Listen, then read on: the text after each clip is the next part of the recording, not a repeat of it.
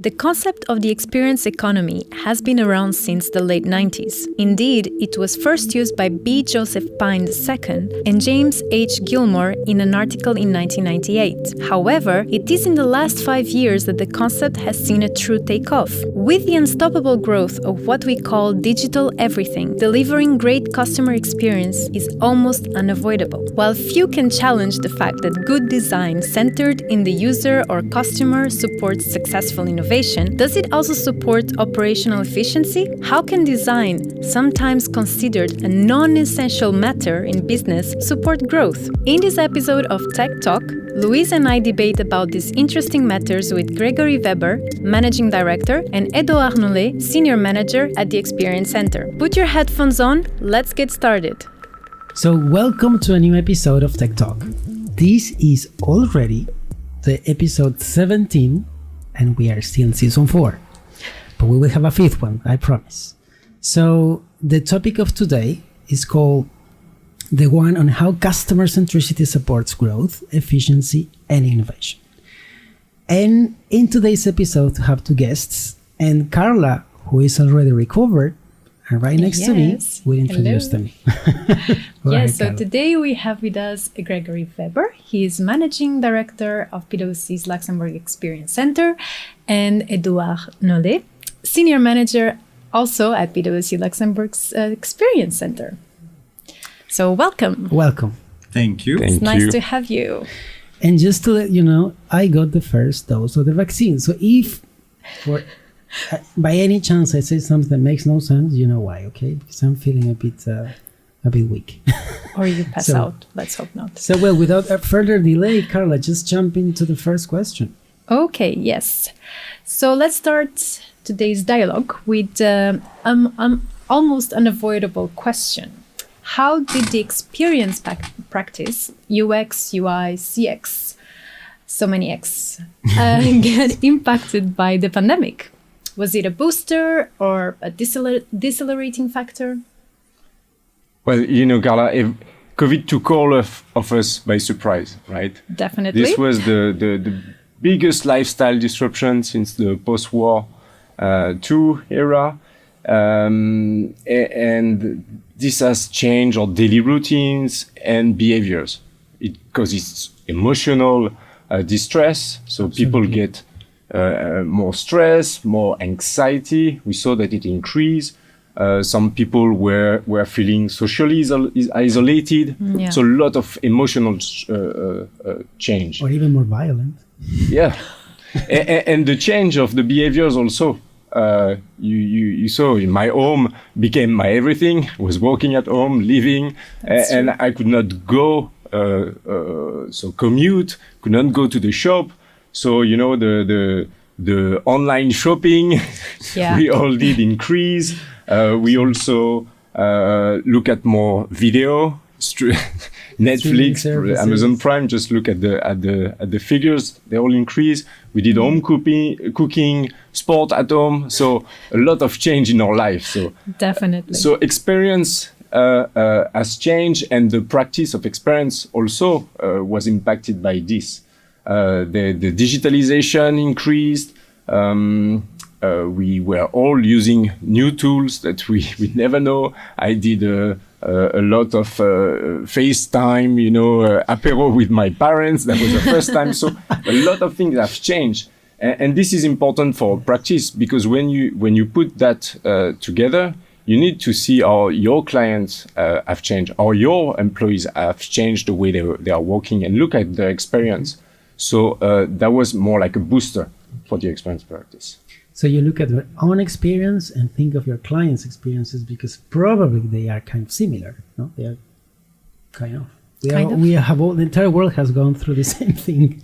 That's true. And something to give you an example of what we are doing. So during the COVID, a lot of companies put more digital tools in place, but very rapidly, because they had to equip their people working from home. Choice. Yeah, they didn't have the choice. But now they're also coming to us, and we are helping them, to make it sure that this is consistent, this is effective, that this is well adopted by their people. So look then now at the way people are using those tools, and look at the employee experience to make it really long-lasting change for the company. That's interesting. It came to last. And just adding on that, I mean, experience is now becoming a real world that companies are using. Before they were talking about selling products. Today, you can see advertising with, we are selling experience. Mm-hmm. They are not selling a ticket, an entry ticket for a park adventure. They are selling an experience. So definitely, and even the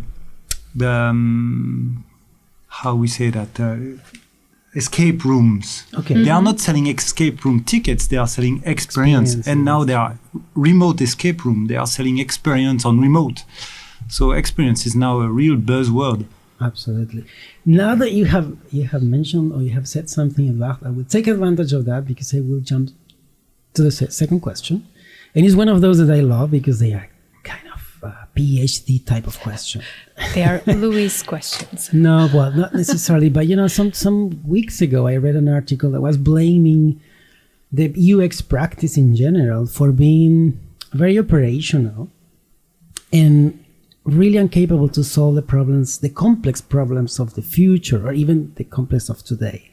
So they were too project oriented. You were very focused on things that are, kind of narrow, but it doesn't think systematically. For instance, to solve environmental problems, climate change, and even fake news.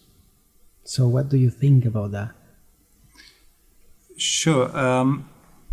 First thing is clearly the designers or the people that represent the experience, they should be the client's advocate. So they need to always keep the client's perspective, defend the client's expectations. So in any problem solving, a company solves a problem for a client. Sometimes we are going the wrong directions. We are trying to solve problems for ourselves, improving the efficiency or changing the way we work because it's uncomfortable. But in any case, we need to solve clients' problems, and designers, they are there to wear the shoes of the client and helping the decision makers to wear also the shoes of the client. So first thing is designers, they are really a necessity to take the right decision for clients. Are they well equipped? I think they are, because they have this capability to listen to client, extract the relevant information, and make it reporting it in a tangible way for people that decide. So in the end, I mean, if I am a director, I can take a decision based on what I'm feeling, but the best would be that I get the right insights from my client, and out of these insights, I take a decision.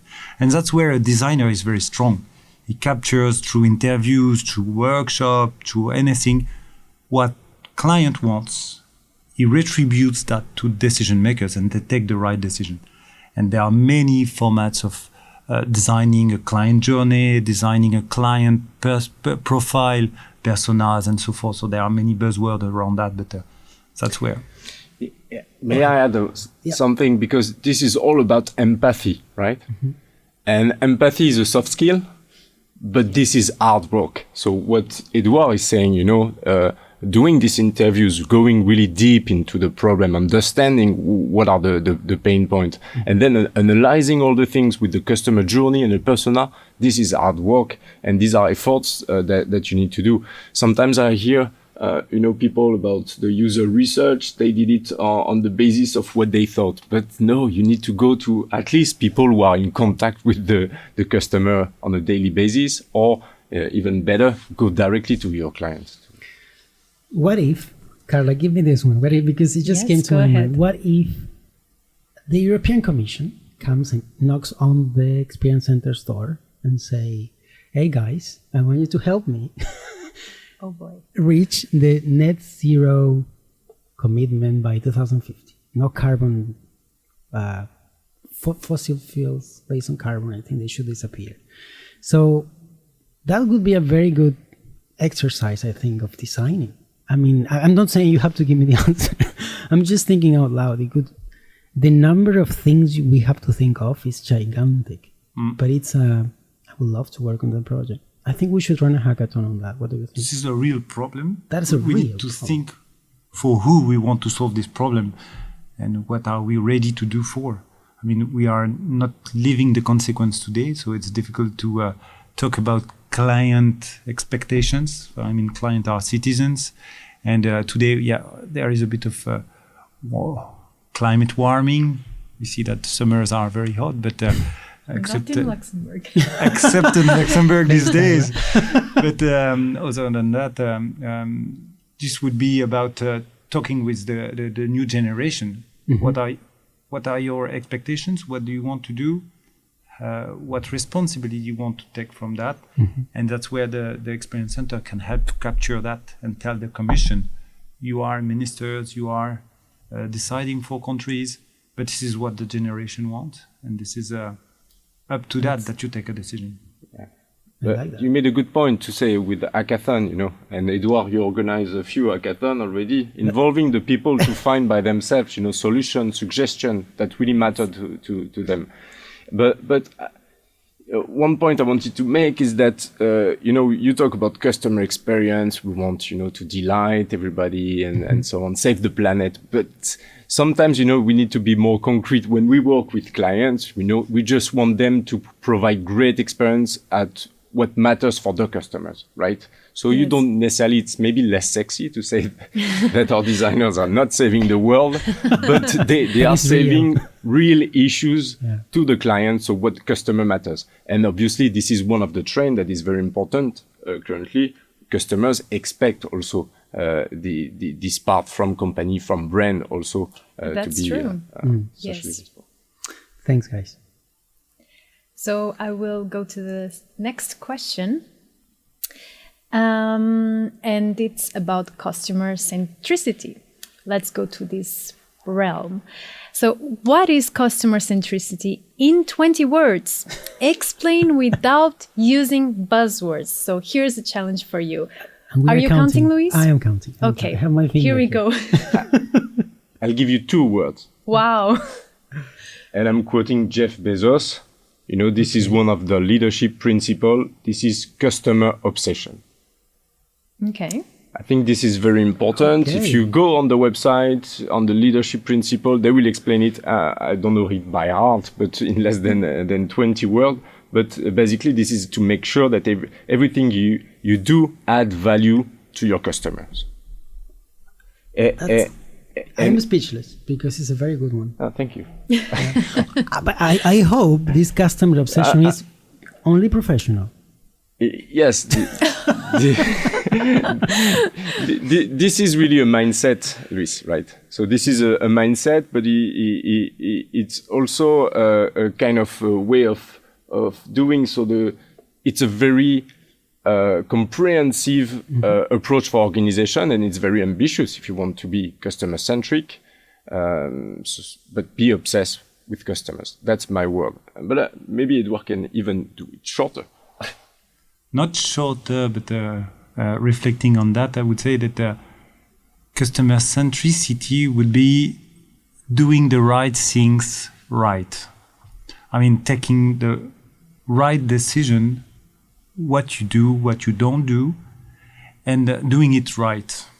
I mean, if you capture from the client what he wants, you're doing the right things. But if you capture really why he purchased, why he's happy, why he will repurchase afterward, while he's comparing with a similar offering, he stays with you. That's because you're doing it right also.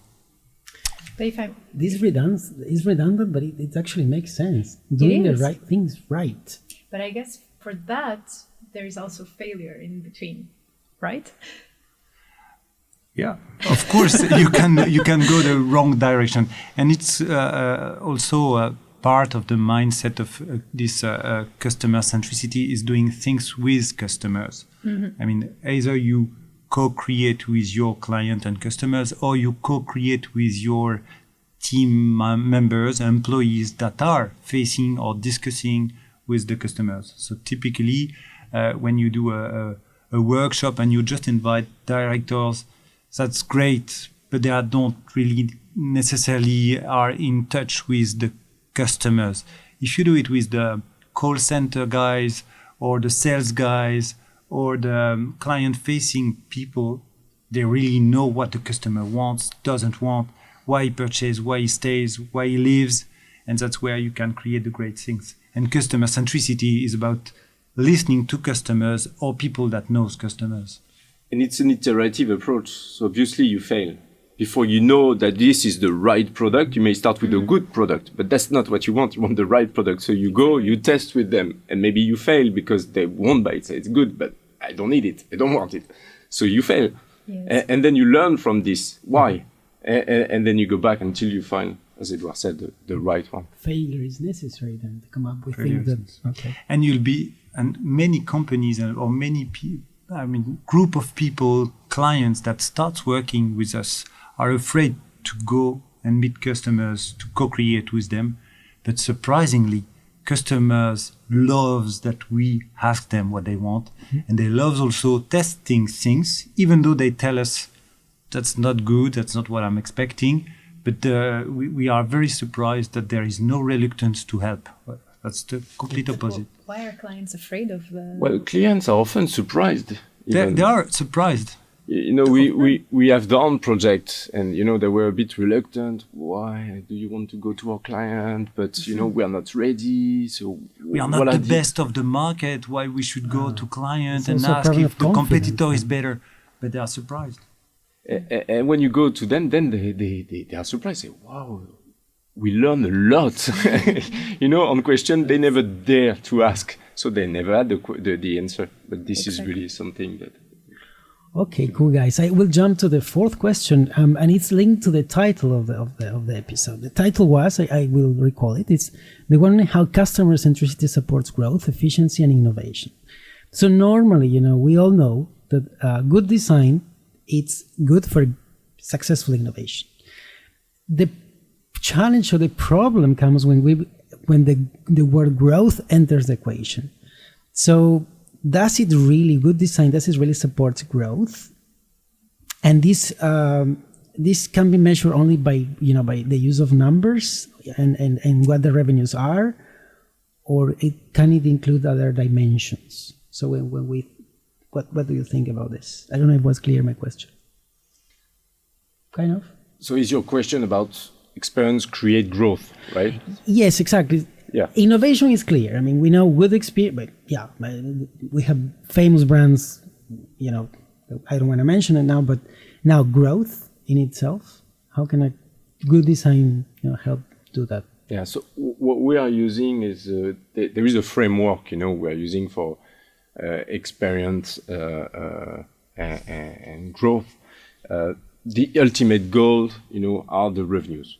So this is about the growth. How do you do that? Because if you create great experience, the people will be loyal, right? Yes. You will continue to buy as long as it's good and you have the great experience. And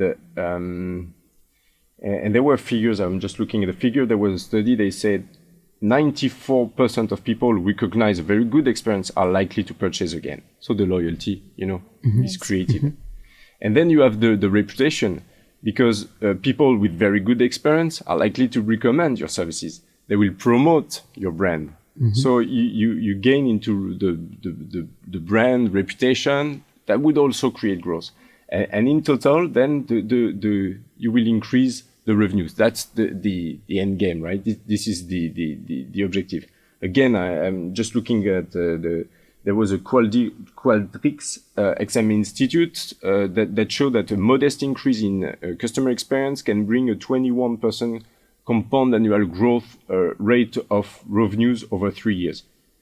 So take it like it's a 1 billion revenue company will mean like 775 million of new revenues over the 3 years, just by increasing your experience. So that's really what we are trying to do. So, but even if revenues is always the ultimate goal, there are other positive things that help growth. For instance, what you mentioned is loyalty. And even sometimes, we can see very famous brands where no matter what they launch, no matter if it's insanely expensive, people are buying that. Like glasses? connected like glasses. glasses or crazy headphones that I don't want to mention the brand again, but super expensive, and people go and buy. Yes. It's But I all don't about the think it's brand. really based on. I think it's more based on loyalty. I think it's based on loyalty and the fact that it's also prestigious. Exactly. Yeah. I think it's image as well. It's But- image. Why is it this loyalty? Isn't it because you had a great experience Because with of the this good brand, experience. right? Exactly. So you can name it like Apple, you have really Apple fans, and whatever the new iPhone, they will buy it. The experience of Apple starts when they launch the keynote, when you queue in front of the store to get the new iPhone. That's true. That's a And good when you experience. when you get and unwrap the packet, it's like the moment of silence. It's like when you get your first pint of Guinness. You need to wait the right moment to start drinking. This is the same with an iPhone. When you get it for the first time. I didn't want to mention it, but you already did. So yeah, it's true. Sometimes I tell my friends, "Hey, please just send me a message." How? I said, "Use your iPhone," and they said, "I don't have an iPhone." And then I realized how influenced my brain is. And this Right. is typically a company where experience is just the beginning of the story. They've been built, these brands or these companies are built by the experience more than the product. The product is there, but the experience was before the product. So they can have the similar product as the competitor, but they are selling more expensive, more quantity because the experience is there. This is like the experience by design. Exactly. Yeah. And experience economy is also important to consider in that area. There was a book. Experience economy. Yeah, experience economy. I would really recommend you this book. This is from Joseph Pine and James Gilmore, but it's already an old one. It's more than 20 years, the book. But the concept was really that after the agricultural, industrial, and service economy, now is the experience economy. And one very simple example is like your birthday. So what was the birthday before, the anniversary? You were, taking all the ingredients, making a cake, and offering it to your kid, right? So that was more like, taking all the raw materials and so on. And then you started going into more the industrial age, so that you were buying it, the cake, true. and you were having your party. Or ordering it online as well. Order online. Order online. And then there was, the what we are doing now, and with my kids, it's really like this. They are looking for experience with their friends, right? So they will go to an escape room Or prepare type the of cake. thing. Or prepare the cake They, together. Yeah, the escape room prepare the cakes for you. Oh, really? Ah, okay. Yeah, or they could cook with their friend the cake or whatever. But this is really more about an experience. Like, it's not That's only true. the cake, the people, but it's when everything comes together. And these are great opportunities for many brands to think like this and increase, because I'm paying much more than cooking my cake myself for the birthday. So opportunity here. Cool. Actually, that leads me to the next question, which is also a trend, I think, a shift towards personalization. And we read an article which was about how personalization can increase the efficiency of customer acquisition and retention. But is it customer centricity necessarily linked to personalization? Does personalization of products or services call for taking one step further? I can take this one. So personalization is definitely a key driver for acquisition and retention. But this is not the only driver. And that's a bit the cherry on the cake when you have an app that is adaptable for you. There are different moments in a purchase decision, in a repurchase decision, the retention, the acquisition and the retention. And there are also more than personalization. It needs to be, an experience needs to be coherent. It needs to be seamless within digital, real world. And so that's the first, I would say, fundamental element. Foundation. experience you have needs to be engaging. You need to feel a part of it. And if it's personalized on top, that's great. But at least if it's engaging, that's also something important. And the product needs to be distinctive. So it needs to be different from what you have around. So in the Experience Center of PwC, we are having this kind of framework to benchmark the experience through distinctive elements, personalization of the product, engagement, and coherence. And this is a way. So these are 4 drivers that we can measure to be sure that they are well balanced and they are working together. So, but well, is personalization equals pricing? I mean, does it make things more expensive or not necessarily? I prefer to say it's more valuable, and you can adapt the price according to the value you bring. Okay, you go for the politically correct part. Way to say this. But between buying a gray car, which is the same as everyone, if you can choose the color of the roof, the color of the wheel, the color of the doors, and you can have your super fancy car. Do you think that the car is more expensive? Not to me, if it's serving a, doing... Because it's the same raw material, it's the same car. Yeah. But it's yours. Sometimes it depends. For instance, some colors are more expensive than others. No, but I would say that the car manufacturer can sell it more. Yeah. It is more appealing if you can make your own bike or car. I know because I wanted to buy a bike and I found a brand that does this. Yeah. And I found it so cool that you can build your own bike, color, and choose everything. And it wasn't more expensive. Well, it depends on if you choose more fancy tools. Even though it's coming from the same factory or the same workshop. But we should not put the distinction also about what is personal and the more choice you have. Yes. Because sometimes I give this example of the Tesla car. When you order a Tesla car, it's just like 3 or 4 clicks. You don't have like all the options. And now, when you look at the catalog and you look at all the options you have, for Tesla, it's more like you have you define the type of the model you want, but then the engine, you just have 3 choices. The same for the color. Yeah. You can customize also after purchase. Yes, because there is kind of a shop around and you can customize some of the things. But I mean that sometimes people are not looking for more choice. Yeah.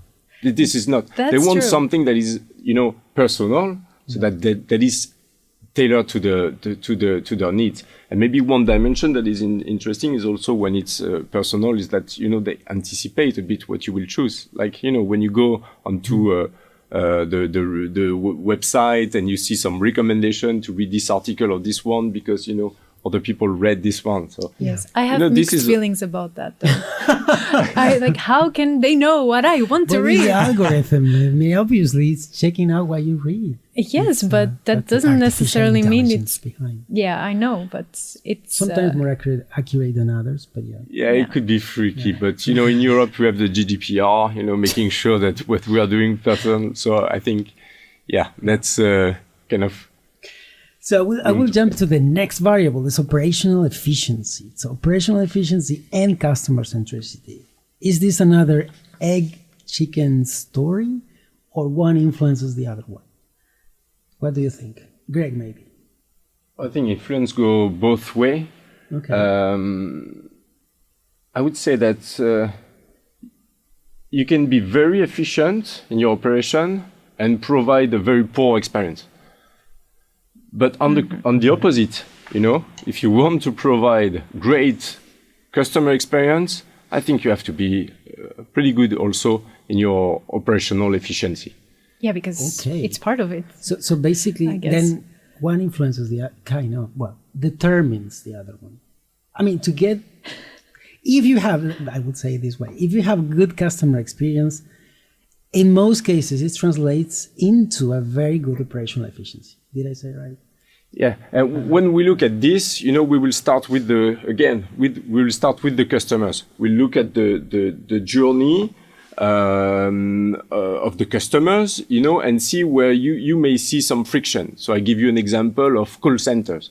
Imagine you are at the call center and you realize that all the calls you are getting are because people are looking for the same information that they cannot find online. And most of the time, people are calling call centers because they cannot find the information online. So if you listen to your customer, if you listen to your operation, then you will realize that maybe in the journey, your customers are missing a piece of information that wastes their time, that make their experience that is not smooth, and also waste your time in your operation. Exactly. So if you fix that, It's a very good example. if you fix that, then you will save time for your customers and for your employees. So you become. I never thought I'd really use the phone when I cannot find anything or what I search for online. It's then the moment when I say, oh no, I have to use the phone. And then it comes this crazy voice saying, press 1 if you want this. But that is not. Yes, that's pretty annoying. It may depend on people, right? Yeah. So people will maybe call by Well, default. sometimes it's faster. And other people will be like, they do first online, and if they have an issue, they want to have the interaction. It depends sometimes on the generation and so on. So that's why, in our area, you need to tailor it to your customers and really understand what your customers would do first. But in that case, if they don't find online, they will call. This is not like kind of connected, but I have a friend who has, when I went the other day to her place, she still gets this printed guide where you can order things, but not online. I think you fill a form. La Redoute. Well, this is a German, I think it's a German, but I was like impressed. I said, wow. So you still take the time, but it's also, then I realized it's a nice experience too, to have, the magazine and sit down on your couch and read and have your time. Your eyes probably are happier. Yeah, it could be also a nice experience. I don't know. Yes. It really depends on, like you said, the generation. But yeah, I was working at home and someone rang on my door recently, and it was for, delivery of food. Uber Eats or Surgelé. Like frozen food. Yeah. And then I realized that I was not in the target audience at all. we thought that this was very interesting and so on. But immediately I said, okay, I have no time. I was in a call. Okay, do you have a website? Can I order online? But I think the business model was not based on this, because she said, no, I have a catalog. I will come back. So with my wife, we just said, okay, it sounds really interesting. Having a first catalog is fine for the first time, but then I don't want to have this catalog anymore, and I can go online. Exactly. But they were not, I think. And also because houses are becoming that I small. need to discuss with them. It's also where designers can identify which steps should be simplified a maximum, and which steps needs to be even a bit more tough, but at least create trust. And I think part of the experience you lived with the frozen ordering, that's potentially for your generation, ordering online is completely trustable. But maybe for the 60s, 70s, I mean, having someone in front of the door takes more times, but they trust this person because it's a person-to-person speech. Absolutely. Yes, I agree. Absolutely. And I'm pretty sure that part of the business model of this company, it's their target audience is this, I would say 60s, 70s The baby plus. boomers. The baby boomers. Yeah, but And, I don't know. This and, might come back because I also with COVID, I think people feel more the need to be sociable and Yeah. And this journey and this script is probably written. I mean, the person, the salesperson might have a script to know and to roll out for the people. Well, Carlita, jump to the next one. Yeah, although Edouard, you already mentioned co-creation, but maybe we can deep dive a bit more. How does co-creation, so which call for the involvement of more stakeholders, how does it impact the innovation process? Does it make it longer, therefore more inefficient, or the opposite? Yeah. Also because in the past, you remember these famous R&D departments? Yes. And this kind of weird, well, not weird, but I would say weird for what it is now, but they were super close and secret, and that has changed tremendously now. Totally, yeah. So today, having the right idea alone, I mean, it's not the case, or it's not the subject anymore. The earlier you are involving your clients or representative of your clients, the better you have, the more chance you have to find the right product, right service that they really need. So it's clearly about open innovation. And concretely, open innovation is not that complex to implement. It's a matter of organizing, brainstorming, workshops, sprints, hackathon with either your clients, your employees, or even startups. You can have a problem statement, bringing startups in a challenge, and they could solve it very different very different manner. So I would say that clearly, and the role of the designers into that is to again capture the low signals, the expectations, and transform that into a relevant product. So the semantics question, I go for the semantics question. Yes, go ahead. No, it's not really semantics, but some weeks ago in a blog article, I wrote this sentence I'm proud about. It was saying the problem with buzzwords is not the number of times it is repeated, even if it's annoying, but it's how the meaning of the word gets lost and sometimes distorted.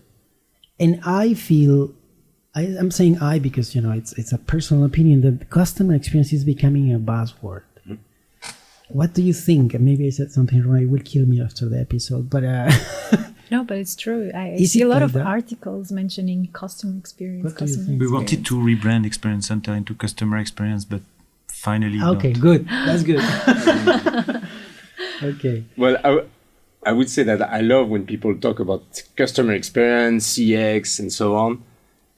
Now, the risk I see and the danger is that we don't have the same understanding of what it is. And that's what you said when it's becoming a buzzword. I read recently a book, it's called Punk CX by Adrian Swisco. I really recommend this book, it's really to the point. Punk, like the music punk? Punk, yes, okay. CX. Cool, I like the title. Back to basics of customer experience. He was saying, what's the difference between customer experience and the customer's experience? Mm-hmm. With apostrophe, like, okay. Yeah. Apostrophe, okay. Yeah, what's the difference? A few letters, right? An apostrophe S, but in reality, it may be huge. Because when he's explaining, when an executive talk about CX, customer experience, and when the talk is dominated by themes like metrics, technology, AI, the danger is that you lose the actual customer, right? And CX become like functional topic, something, you talk and really a buzzword. But when you talk about customer experience in your organization, what do you talk about? Where is the customer in your discussion? And again, I'll come back to Jeff Bezos. I don't want to advertise too much, but this is a good example. Also, they have an empty chair strategy. So to make it simple and efficient for every large meeting, they put at least one empty chair in the meeting. And this chair is to represent the customer. So that they know each time they have the discussion, what would our customer think about? And making sure that what you want is not necessarily what the customer wants. That's nice. Okay, very, very nice. Okay, I like that one.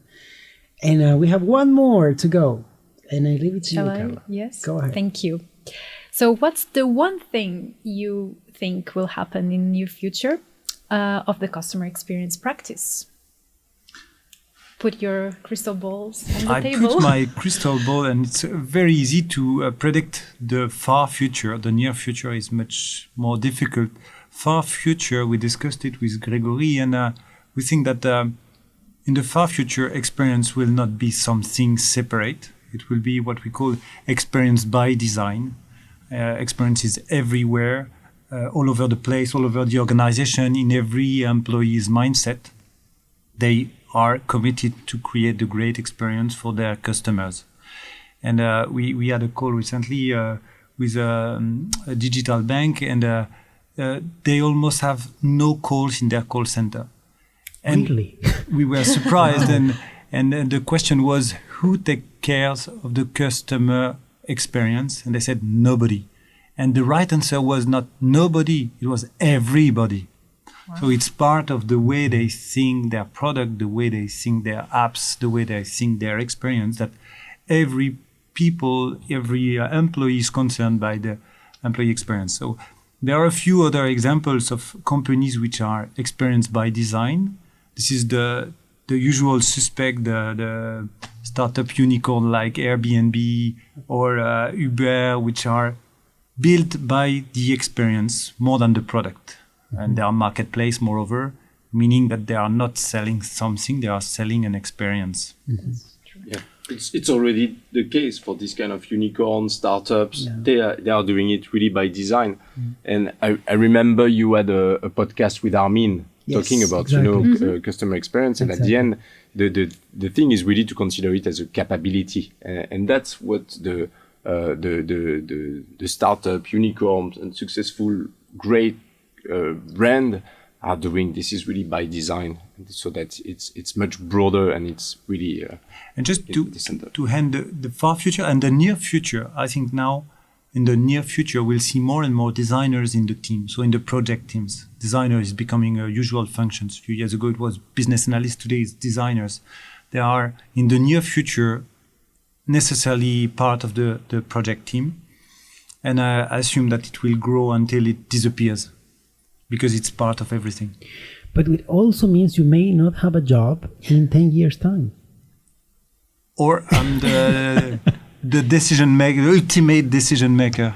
Or you are, you have a chair in the boardroom. Maybe Who that's knows? the future. Actually, I was going to ask next, what do you think it will happen in the near future for the Experience Center? Well, many things. Many things are happening. So we have many projects ongoing, on the innovation side. We have offering that we are building with the tech partners, so that we can really work with the client, our tech partners, and our team together in a short time, so that we can develop new apps, new services, new product, new model. And the team is growing because we are more and more asked to be part of projects. Mm-hmm. So even surprisingly on insurance mandate to kick off these kind of things, which are completely very far from our initial business, but understanding the client again and getting the good start with client is something. Yeah.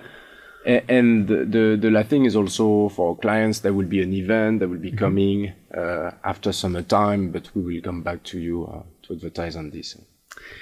Perfect. I think that's all for. I think the conversation was wonderful, and but time is running out as always, because when you have nice conversations, time runs or flies away. So thanks a lot, Edouard and Greg. Thank you. I'm very happy to have you here. We are very happy to have you here. And until the next time, so this is Tech Talk, Carla, technology made simple. Over a cup of coffee. Or a cup of tea. Okay, thank you. Ciao, ciao. And that's all for today. This is Tech Talk, technology made simple over a cup of coffee. Thank you for listening, and until the next episode.